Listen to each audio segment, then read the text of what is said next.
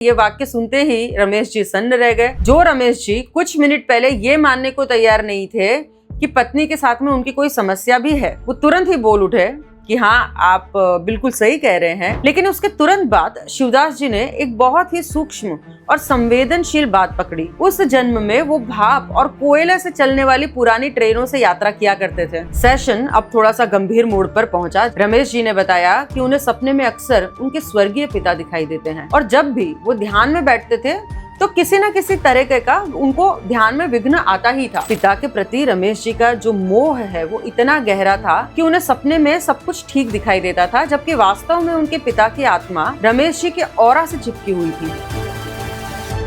बिल्कुल, मेरे को अंदर से बहुत एक्चुअल में क्या है, बहुत अंदर से वो खुशी जो होती है ना, वो महसूस हो रही।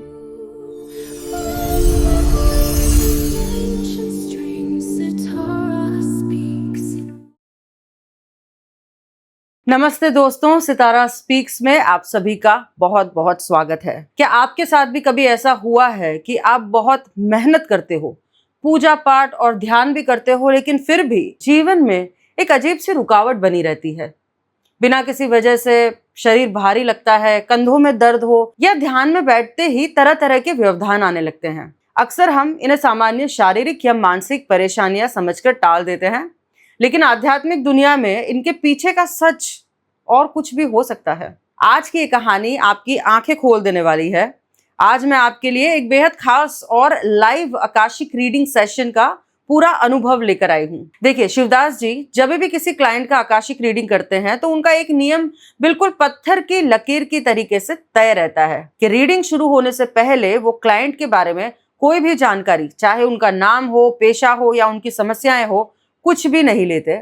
इसका कारण बहुत सीधा और स्पष्ट है, ताकि पूरी प्रक्रिया जो है वो 100% पारदर्शी, निष्पक्ष और प्रामाणिक रहे। जो भी बातें निकल कर आए वो सीधे ब्रह्मांडीय चेतना और आकाशिक रिकॉर्ड्स के माध्यम से ही आए।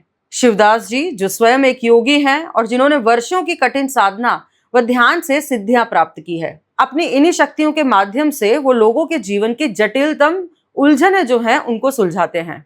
आज का ये सेशन इंदौर के रहने वाले हमारे क्लाइंट का है, जिन्हें हम उनकी पहचान सुरक्षित रखने के लिए रमेश जी कहेंगे। रमेश जी पिछले कई सालों से ध्यान और साधना के मार्ग पर हैं, लेकिन उनके जीवन में ऐसी अदृश्य और अनसुलझी रुकावटें थी जो उनका पीछा ही नहीं छोड़ रही थी।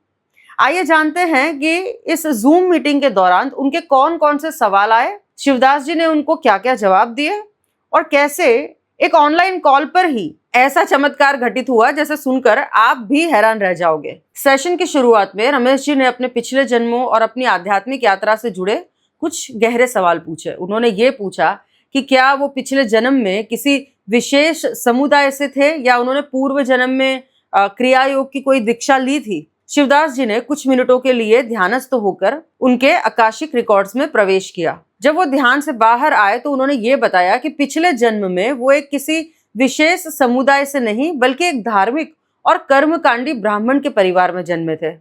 अपने हाथों से स्वयं पूजा पाठ करना, मंत्र जाप करना और साधना करना उनकी दैनिक दिनचर्या थी, उनका स्वभाव था। और वही पुराने संस्कार और भक्ति के बीजांकुर आज भी उनके अंदर गहरे समाये हुए हैं। जब रमेश जी ने अपने जीवन के मुख्य उद्देश्य मतलब कि लाइफ पर्पस के बारे में पूछा तो शिवदास जी ने उनके रिकॉर्ड्स को देखकर एक बहुत ही गहरी बात बताई। उन्होंने ये कहा कि आपके अंदर वैराग्य की भावना जो है वो बहुत प्रबल है और आध्यात्मिक उन्नति ही इस जीवन में आपकी आत्मा का मुख्य उद्देश्य है। लेकिन उसके तुरंत बाद शिवदास जी ने एक बहुत ही सूक्ष्म और संवेदनशील बात पकड़ी। उन्होंने रमेश जी से ये कहा कि आप साधना में तो आगे बढ़ना चाहते हो, लेकिन आपके अपने ही किसी करीबी रिश्तेदार के साथ में आपके जो संबंध है वो थोड़े से असहज है। उनमें थोड़ी सी खटास और अस्थिरता है। किसी अपने का दिल दुखाकर या उनकी उपेक्षा करके आप आध्यात्मिक प्रगति के शिखर तक नहीं पहुंच पाएंगे। शिवदास जी ने यह भी संकेत दिया कि ये करीबी रिश्ता कोई महिला है जो उनके बेहद करीब है। इस पर रमेश जी ने तुरंत कहा कि नहीं नहीं, मेरे और मेरी पत्नी के संबंध तो बहुत अच्छे हैं, वो भी धार्मिक प्रवृत्ति की है और हमारे बीच में कोई लड़ाई झगड़ा है नहीं। लेकिन शिवदास जी ने स्पष्ट करते हुए कहा कि संबंधों में वैचारिक मतभेद और एक अजीब सी अस्थिरता मुझे दिखाई दे रही है। उनकी पत्नी की कुछ ऐसी सहज और छोटी छोटी अपेक्षाएं हैं जो बहुत समय से अधूरी है और उस वजह से उनके मन में एक खालीपन है। जब रमेश जी ने ये पूछा कि क्या ये अपेक्षाएं पैसों या वैवाहिक जीवन से जुड़ी हुई है, तब शिवदास जी ने मुस्कुराते हुए एक बहुत ही सटीक बात कही। उन्होंने कहा कि पैसों से जुड़ी नहीं, बल्कि उनकी बहुत सीधी और मासूम इच्छाएं जो पूरी करने के लिए वो आप पर निर्भर है। जैसे कि वो आपके साथ कहीं किसी जगह पर जाना चाहती हो, लेकिन आप उनकी ये इच्छा पूरी नहीं कर रहे हो। शिवदास जी के मुंह से ये वाक्य सुनते ही रमेश जी सन्न रह गए। जो रमेश जी कुछ मिनट पहले ये मानने को तैयार नहीं थे कि पत्नी के साथ में उनकी कोई समस्या भी है, वो तुरंत ही बोल उठे कि हाँ, आप बिल्कुल सही कह रहे हैं। ये जो मेरी वाइफ है वो वाकई कई समय से मेरे साथ कहीं बाहर जाने की जिद कर रही है। हालांकि रमेश जी ने ये स्पष्ट नहीं किया कि उनकी पत्नी उनको कहां पर ले जाना चाहती है, पर उनकी आवाज में गंभीरता जो थी वो साफ महसूस हो रही थी। शिवदास जी के केवल एक वाक्य ने रमेश जी को उनकी सबसे बड़ी भूल का एहसास करा दिया कि सच्चा योगी वही है जो अपनी सांसारिक जिम्मेदारियों और अपनी जीवन संगिनी की छोटी छोटी खुशियों को पूरा करते हुए साधना के मार्ग में आगे बढ़े। रीडिंग का सिलसिला आगे बढ़ा और शिवदास जी ने रमेश जी के उन सपनों का रहस्य खोला जो उनको सालों से बेचैन कर रहे थे। रमेश जी को अक्सर सपने में पुराने जमाने की ट्रेन में सफर करते हुए और एक बड़ी सी झील में बार बार डुबकी लगाते हुए दिखने का एक एहसास होता था। ये सपने उनको बार बार आते थे। शिवदास जी ने रिकॉर्ड्स में देखकर यह खुलासा किया कि ये किसी पूर्व जन्म की गहरी स्मृतियां हैं। उस जन्म में वो भाप और कोयले से चलने वाली पुरानी ट्रेनों से यात्रा किया करते थे। उन्होंने एक झील या झरने के पास अपनी कोई बहुत बहुमूल्य वस्तु छुपा कर रखी हुई थी, जिससे वो उस जन्म में वापस नहीं निकाल पाए थे। और यही अधूरी इच्छा और स्मृति आज भी उनके अवचेतन मन में तैरती रहती है। इसके साथ ही शिवदास जी ने यह भी बताया कि रमेश जी के ऊपर किसी साधारण गुरु नहीं, बल्कि जगत गुरु परंपरा से जुड़ी एक बहुत ही प्राचीन और उच्च कोटि के सिद्ध योगी की दिव्य कृपा बनी हुई है। वो सन्यासी वेश में लंबी दाढ़ी वाले, माथे पर चंदन लगाए रमेश जी के आध्यात्मिक मार्गदर्शक के रूप में, यानी कि सोल गाइड के रूप में हमेशा उनके साथ में रहते हैं। सेशन अब थोड़ा सा गंभीर मोड़ पर पहुंचा, जहां रमेश जी के जीवन की सबसे बड़ी और अदृश्य समस्या का खुलासा होने वाला था। रमेश जी ने बताया कि उन्हें सपने में अक्सर उनके स्वर्गीय पिता दिखाई देते हैं। सपने में तो वो सामान्य दिखाई देते हैं और उन्हें काफी बार ऐसा महसूस होता है कि जैसे उनके पिता उनके आसपास ही रहते हैं। इस पर शिवदास जी ने रमेश जी के पिता के पहनावे, उनकी बीमारी और उनके स्वभाव की कुछ ऐसी बातें बताई और कहा कि आपके पिताजी की आत्मा मुक्त नहीं हुई है, वह अतृप्त हैं और अपनी अधूरी इच्छाओं के कारण भटक रहे हैं। शिवदास जी ने यह भी बताया कि उनके पिता की आत्मा के कारण उनको भी कुछ तकलीफें हो रही है, जैसे उनको बहुत ज्यादा शारीरिक थकान महसूस होती थी, सुबह सोकर उठते ही दोबारा नींद और आलस से घेर लेता था। उनके कंधे और पीठ जो है उनको बहुत भारी लगते थे और जब भी वो ध्यान में बैठते थे तो किसी न किसी तरह का उनको ध्यान में विघ्न आता ही था। ये सब बातें सुनकर रमेश जी थोड़े आश्चर्य में पड़ गए। उन्होंने शिवदास जी की सभी बातों पर अपनी सहमति दी और उनके सहमति देने के अंदाज से कुछ ऐसा प्रतीत हो रहा था जैसे उनको शिवदास जी की बात पर यकीन हो गया है। हालांकि रमेश जी का मन ये स्वीकार करने के लिए तैयार नहीं था कि उनके पिता दुखी या अमुक्त हो सकते हैं, क्योंकि वो सपने में तो बिल्कुल सामान्य दिखते थे। लेकिन शिवदास जी ने उनको समझाया कि पिता के प्रति रमेश जी का जो मोह है वो इतना गहरा था कि उन्हें सपने में सब कुछ ठीक दिखाई देता था, जबकि वास्तव में उनके पिता की आत्मा रमेश जी के ऑरा से चिपकी हुई थी और निरंतर उनकी एनर्जी थी उसको ड्रेन कर रही थी, सोख रही थी। और इसी वजह से रमेश जी को अत्यधिक थकान, घबराहट और कंधों पर भारी बोझ जैसा महसूस होता था। रमेश जी की इस गंभीर स्थिति को देखते हुए सेशन का निर्धारित समय समाप्त हो जाने के बावजूद शिवदास जी ने बिना किसी अतिरिक्त शुल्क के अपनी ओर से उनको कुछ एक्स्ट्रा टाइम दिया। और यहाँ पे एक बहुत बड़ा सवाल उठता है, क्योंकि सामान्यतः जब किसी परिवार में पितृदोष होता है या कोई आत्मा होती है अमुक्त होकर भटक रही होती है, तो लोग क्या करते हैं? लोग पंडितों के पास जाते हैं, नारायण बलि, त्रिपिंडी श्राद्ध, तर्पण, गया जाकर पूजा पाठ और न जाने कितने हवन अनुष्ठान करवाते हैं। लाखों रुपए खर्च करने और सालों भटकने के बाद भी इस बात की कोई गारंटी नहीं होती कि पितरों की मुक्ति हुई है या नहीं हुई है। रमेश जी ने भी बताया कि उन्होंने ज्योतिषियों के कहने पर कई टोटके और उपाय किए थे, लेकिन कोई भी उनको स्थायी समाधान नहीं दे पाया था। और इसी संदर्भ में श्रीमद् भागवत पुराण के महात्म्य में धुंधुकारी और गोकर्ण एक अत्यंत प्रेरणादायक और रहस्यमयी कथा आती है इन दोनों की। गोकर्ण जी परम ज्ञानी और तपस्वी थे, जबकि उनका सौतेला भाई धुंधुकारी अत्यंत दुराचारी था। अपने घोर पापों के कारण धुंधुकारी की अकाल मृत्यु हुई और वो अत्यंत भयानक, वो अशांत प्रेत योनि में भटकने लगा। रात के सन्नाटे में जब धुंधुकारी प्रेत के रूप में गोकर्ण जी के सामने प्रकट होकर रोता और त्राही त्राही करने लगा, तब गोकर्ण जी ने उसकी मुक्ति के लिए गया जी जाकर पिंडदान किया और कई धार्मिक अनुष्ठान किए, परंतु उसके पाप इतने भारी थे कि कोई भी सामान्य श्राद्ध असर ही नहीं कर सका। तब धुंधुकारी ने स्वयं वायु रूप में प्रकट होकर कहा कि हे भाई, यदि तुम गया में मेरे लिए 100 बार भी श्राद्ध कर दोगे तभी भी मेरी मुक्ति नहीं होगी। मेरे पापों का बोझ बहुत भारी है। केवल श्रीमद् भागवत सप्ताह का जो ज्ञान है वही मुझको इस अंधकार से निकाल सकता है। यहाँ सबसे विचारणीय बात यह है कि आत्मा स्वयं अपने कर्मों और बंधनों के प्रति सजग थी और अपनी मुक्ति की छटपटाहट में उसने स्वयं मार्ग बताया था। गोकर्ण जी ने जब 7 दिनों तक भागवत कथा का वाचन किया तो धुंधुकारी वायु रूप में उस कथा मंडप में रखे 7 गांठों वाले एक बांस में जाकर बैठ गया। जैसे जैसे कथा के दिन बीतते गए, भागवत की दिव्य ध्वनि से बांस की एक एक गांठ जो थी वो फटती गई और 7वें दिन समस्त पाप कट गए और धुंधुकारी प्रेत योनि से मुक्त होकर दिव्य रूप में भगवान के धाम को प्रस्थान कर गया। इस कथा से यही साबित होता है कि केवल बाहरी अनुष्ठान या औपचारिकताएं तब तक पूर्ण फल नहीं देती है जब तक आत्मा स्वयं आध्यात्मिक ज्ञान और ऊर्जा को ग्रहण करने के लिए तैयार ना हो। साधारण दोषों के लिए पिंडदान पर्याप्त हो सकता है, परंतु अत्यंत भारी कर्म बंधनों और प्रेत बाधाओं की निवृत्ति के लिए तो और भी शक्तिशाली उपायों की जरूरत पड़ती है। अब इस समस्या के समाधान हेतु हमारे यहाँ पितृदोष निवारण की सेवा प्रदान की जाती है। यह सेवा पूरे विश्व में अपने आप में एक अत्यंत अनोखी और अद्वितीय है। ये संपूर्ण पितृदोष निवारण प्रक्रिया आप घर बैठे ऑनलाइन अनुभव कर सकते हैं। शिवदास जी अपनी साधना सिद्धियों और ऊर्जा बल के माध्यम से आपको एक मीडियम बनाते हैं।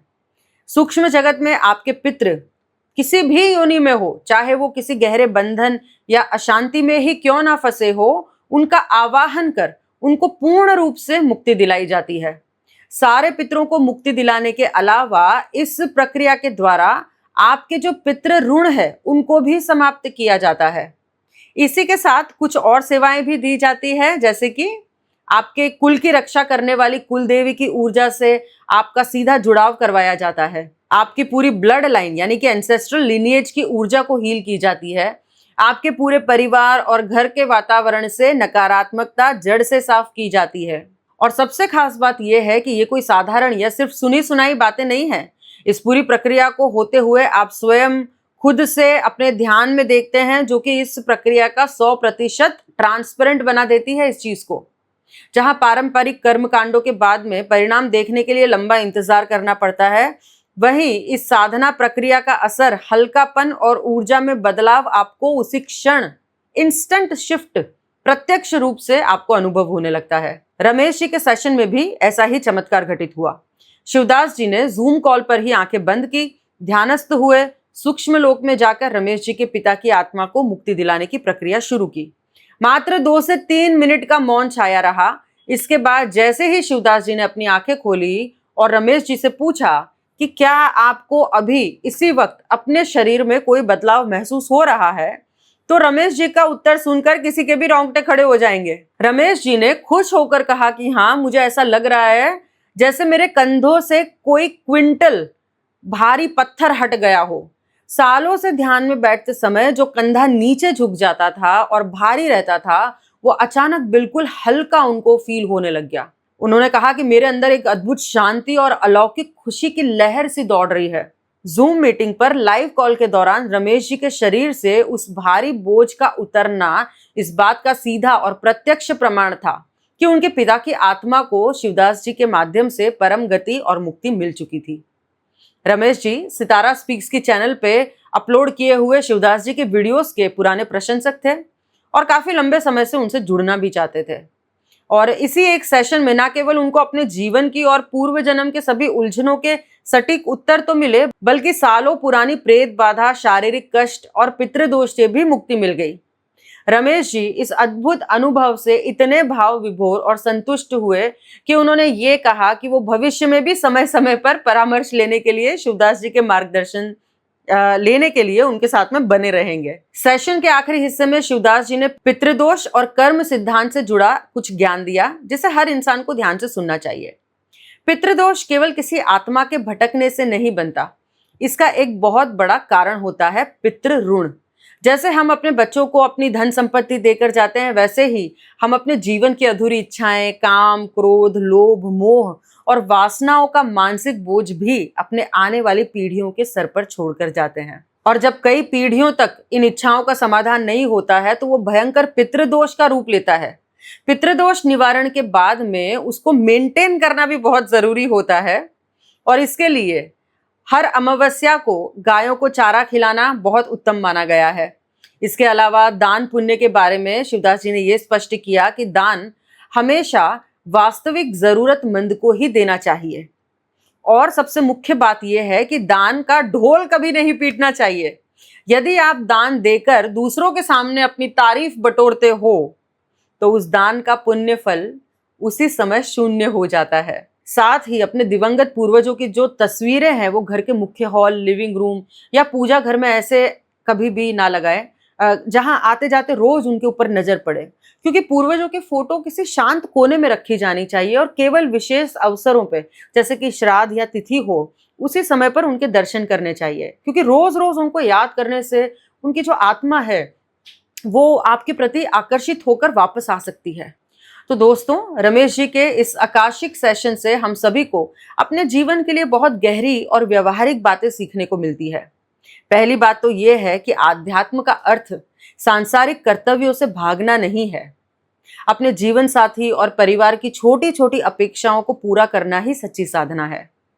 दूसरी बात, यदि आपके शरीर में लगातार दर्द रहता है, अत्यधिक थकान होती है या ध्यान में रुकावटें आती है, तो संभव है कि आपके पितृ आपसे कुछ अपेक्षा कर रहे हो या आपके ऊपर पितृदोष का कोई प्रभाव भी हो। लेकिन घबराने की कोई जरूरत नहीं है। जैसा कि आपने देखा कि शिवदास जी अपनी योग शक्ति से ऑनलाइन ही सूक्ष्म लोक में जाकर पितृदोष को जड़ से समाप्त कर देते हैं। आने वाले समय में मैं आपके साथ में पितृदोष निवारण के कई और ऐसे केसेस लेके आने वाली हूं, जिससे आपको इस दिव्य शक्ति का और भी गहरा प्रमाण मिलेगा। यदि आप भी अपने जीवन में किसी ऐसी ही अनसुलझी समस्या, पितृदोष या ऊर्जाओं के ब्लॉक से जूझ रहे हैं, तो आप भी हमारी इन सेवाओं का लाभ उठा सकते हैं। अगर आपको आज का ये वीडियो जो है वो प्रेरणादायक और ज्ञानवर्धक लगा हो तो इसे अपने मित्रों और परिवार के साथ में शेयर जरूर करें, और हमारे जो चैनल है सितारा स्पीक्स को सब्सक्राइब करें। धन्यवाद। मुझे पूरे आंसर मिले सर। वो जो पिताजी वाला जो आपने बोला वो आपके अभी भी हल्के महसूस हो रहे हैं आपको? नहीं, मेरे को लग रहा है थोड़ा सा। अभी क्या है, मैं आपको बता दूं, मैं रेगुलर एक्सरसाइज करने वाला आदमी, योगा और रनिंग करता हूँ, खेलने भी जाता हूँ, मैं बरसों से कर रहा हूँ। और तो अभी मेरे को क्या होता था कि उस समय तो ठीक समझ नहीं पता चला, बाद में आके मेरे कंधे, ध्यान बैठा हूँ तो कंधा भारी हो जाता था, समझ में नहीं आता तो सही करता था मैं, जबकि ध्यान में हिलना नहीं है। और लोड कंधे का था, मैं सोता हूँ तो मेरे को एक कंधे पे बहुत भयंकर लोड पड़ता है। ठीक है, तो हमने तो ध्यान करते करते आंखें बंद कर ही बता दिया होगा आपको कि कंधे हल्के हो गए आपके। देखो आपने बताया, बिल्कुल बताया। तो बिल्कुल अभी बताया। आपको पूरा शरीर ही हल्का महसूस हो रहा होगा। बिल्कुल, मेरे को अंदर से बहुत, एक्चुअल में क्या है, बहुत अंदर से वो खुशी जो होती है ना, वो महसूस हो रही है। वो महसूस हो रही है, क्योंकि वो जो एक तो हाँ तो वो बहुत बड़ी बात है, पिताजी का मुक्ति होना बहुत बड़ी हाँ तो वो ऐसा होगा कि आपके पिताजी मुक्त होते होते आपको आशीर्वाद दे रहे, क्योंकि अब जैसे मुक्ति तो आपके कारण नहीं मिली ना उन्हें। भाई आप भी पहुंचे मेरे पास, आप भी पहुंचे, आपने सवाल भी किया, फिर आप ही ने कहा भाई कर दो मुक्त, तो आपके कारण ही मिली है, तो आपको आशीर्वाद दे गए होंगे पिताजी जाते, इसलिए आपको खुशी हो रही होगी अंदर में।